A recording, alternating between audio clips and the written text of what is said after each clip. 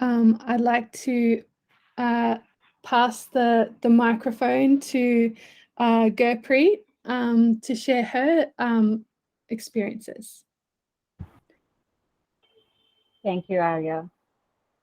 You're welcome. Hi, everyone. I'm Gurpreet. I live in Delhi, India.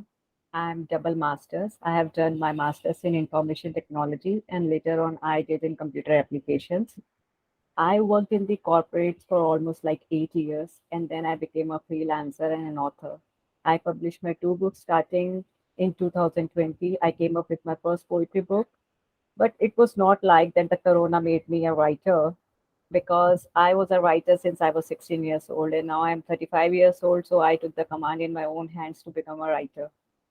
And as a child, I was an artist as well. So I used to paint when I was 4 years old. And I don't know what happened while sitting at home. I started picking the paint brushes after like 30 years. And I happened to draw a lot of sketches and everything else. And as I go ahead, I'll be telling you about my domestic violence journey on which I have prepared one presentation as well. And I'm now going to share my screen. Are you able to share your screen, Gurpreet? I'm just seeing that option. Yeah, yeah, it's here. Ah, cool.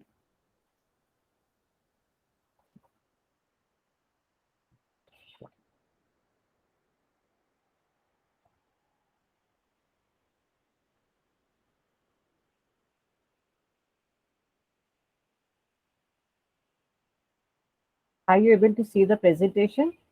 Yes. Yeah.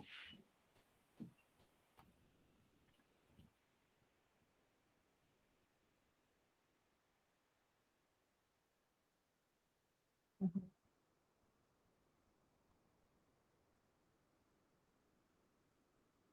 So my domestic violence journey started when I was a kid.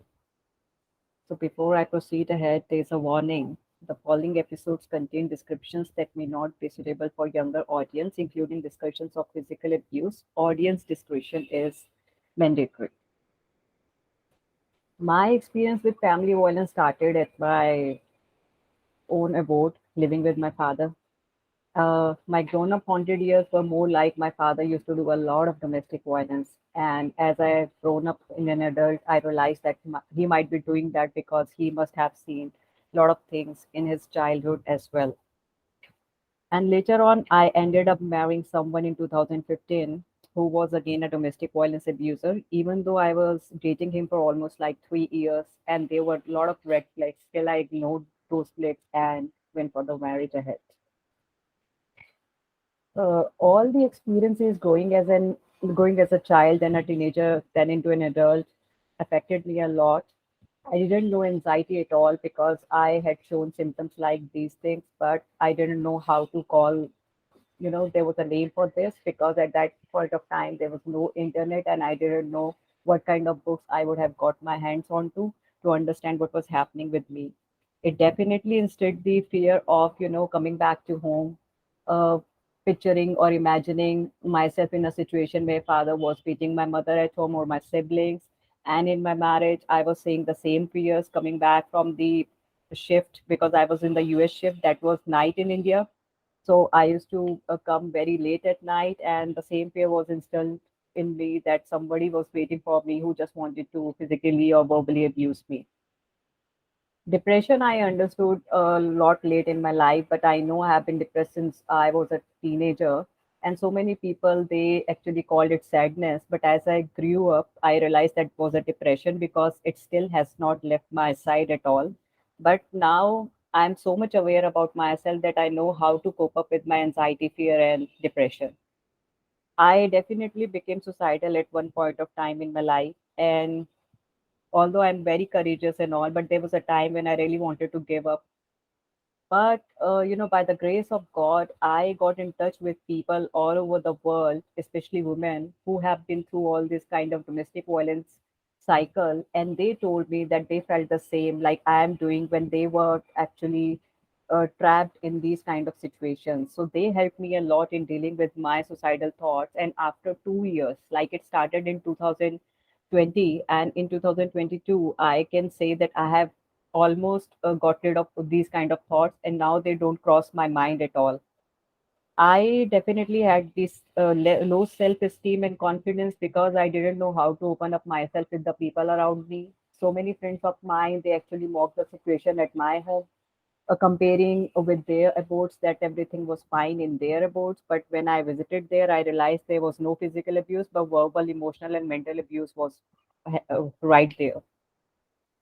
My awareness on different types of abuse grew as I started reading on these kind of topics. I was emotionally, mentally, physically, and verbally abused both at my parental home and in my marriage as well. And later on, last year, I saw this series, The Maid, on Netflix. And it was about the journey of a woman who was actually facing domestic violence, how actually she moved out of that domestic violence relationship along with her child and finally became an author. That really influenced me to study more on this subject, that the domestic violence is not just about raising hands on somebody. It's more about how you are actually treating the person, like you are showing, scolding, shouting, abusing that person or degrading that person in front of relatives and acquaintances, whatever it is. That is all the part of the domestic violence. I definitely stood up to my abuser, and at my parental abode. My father is now 71 years old and I'm 35 years old. He doesn't treat me as a female child. He treats me more like a male child because he knows that I'm more stronger than him. So I stand as a shield between him and my mother because he still tries to hit my mother and I don't let him hit her. And in my domestic violence marriage, I tried to hit him back, but men are more stronger than women. So I could not tackle that kind of situation for so long. So I finally took him to the court. Now I'm fighting my case on the domestic violence. My advice to other people who are stuck in the abusive relationship, both men and women, the thing that I used to tell myself is never give up. Even though when I became suicidal, this thought was there in my mind, never give up. Because I know every day is a new day and it's not a philosophical thought. Every day definitely is a new day. And if you start writing in your journal about your suicidal thoughts, one day after 2 years or 4 years, you'll just sit down and look back and you realize that you have come so far ahead in your life and God made that happen, or the people who were supportive to you during that phase of time, they made it happen. Also, this thing I used to tell myself, I'm strong enough to come out of the abusive relationship.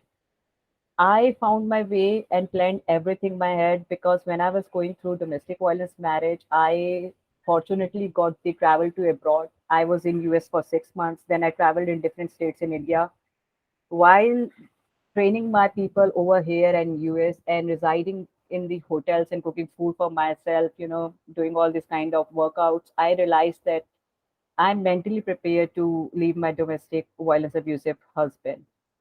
I took my time, and everybody should take time. I cannot guide somebody that just after 8 years you should leave suddenly.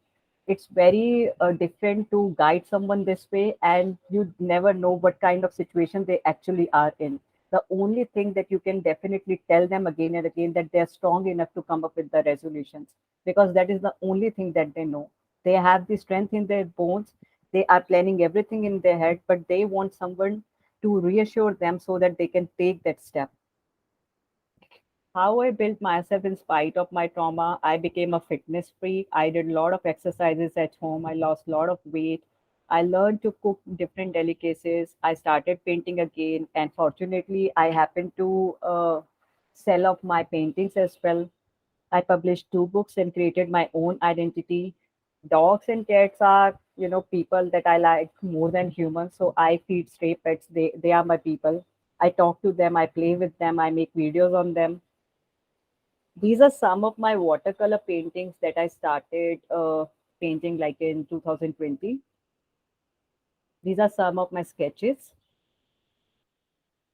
These are some of my acrylic paintings that I started in 2021, because every year I'm trying my hands in different kind of painting. This year I want to go for the oil paintings. Some of my coloring book, yeah, I color a lot because it relaxes my mind.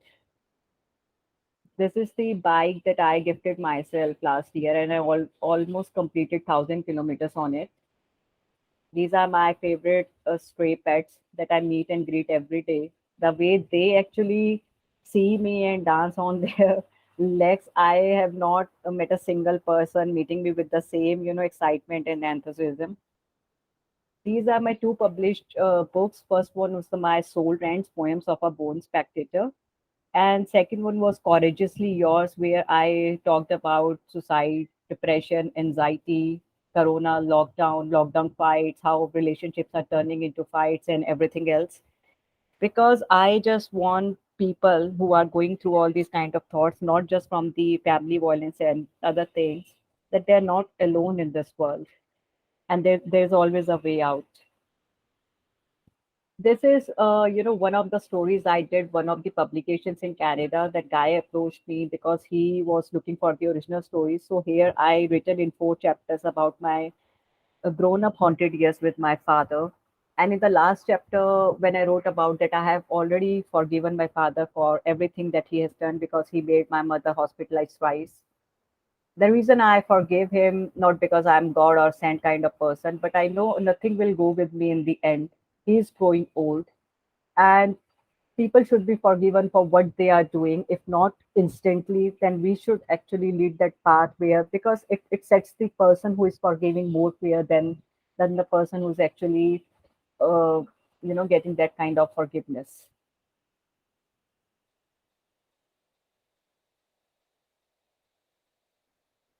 Yeah. Thank you so much, Gurpreet, for sharing your story and sharing your vulnerability.